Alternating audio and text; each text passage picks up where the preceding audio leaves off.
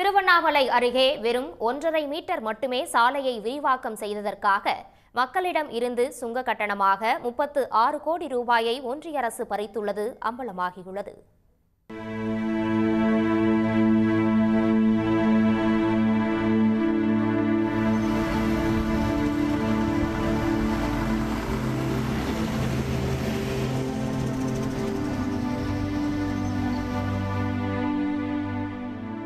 வேலூர், திருவண்ணாமலை, விழுப்புரம் தேசிய நெடுஞ்சாலை 110 கிலோமீட்டர் நீளம் கொண்ட இருவழி பாதையாக உள்ளது.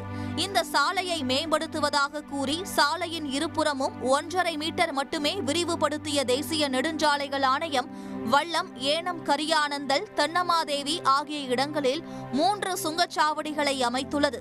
இதன் மூலம் கடந்த 20 மாதங்களில், அதாவது 2023 ஏப்ரல் முதல் 2024 நவம்பர் வரை மட்டுமே 36 கோடி ரூபாயை சுங்க கட்டணமாக வசூலித்துள்ள ஒன்றிய அரசு இந்த திட்டத்திற்கு 273 கோடி ரூபாயை செலவிட்டது தகவல் அறியும் உரிமை சட்டத்தின் மூலம் வெளிச்சத்திற்கு வந்துள்ளது. இதில் யாரும் ஆந்திராக்காரங்க 2 பேர் கான்ட்ராக்ட் எடுத்து இது எந்த அடிப்படை வசதி எல்லாமே செஞ்சுருக்கிறாங்க. மத்திய அரசாங்கம் ஒரு 4 அடி கொஞ்சம் ரோடு விரிவுபடுத்தி இதில் மத்திய அரசாங்கம் ரோடுன்னு போட்டு அவங்க வசூல் பண்ணிக்கிறாங்க. இதுக்கு எந்த நடவடிக்கையும் எடுக்கணும். வல்லம் சுங்கச்சாவடியில் மாதத்திற்கு சராசரியாக 84 லட்சம் ரூபாயும், ஏனம், கரியானந்தல் சுங்கச்சாவடியில் 69 லட்சம் ரூபாயும், தென்னமாதேவியில் 28 லட்சமும் வசூலாவதாக கூறப்பட்டுள்ளது.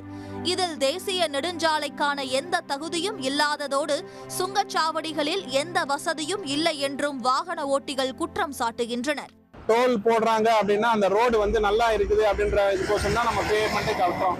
பட் ஆனால் அந்த பேமெண்ட் கட்டுறதுக்கான 1 ரூபி கூட இதுக்கான ஒர்த்து கிடையவே கிடையாது.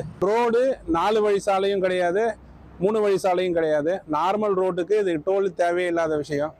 இந்த சாலையில் 2023ஆம் ஆண்டு மே மாதத்திலிருந்து மொத்தம் 244 விபத்துகள் ஏற்பட்டு 18 பேர் உயிரிழந்துள்ளனர். வங்கி கடன் இல்லாமல் மேற்கொள்ளப்படும் சாலை விரிவாக்க பணிகளுக்கு குறைந்த கட்டணமே வசூலிக்க வேண்டும் என்ற விதியையும் காற்றில் பறக்கவிட்ட ஒன்றிய அரசு விதிமுறைகளுக்கு முரணான சுங்கச்சாவடிகளை அகற்றி தமிழ்நாட்டு மக்கள் மீதான சுமையை குறைக்க வேண்டும் என்பதே வாகன ஓட்டிகளின் எதிர்பார்ப்பாக உள்ளது.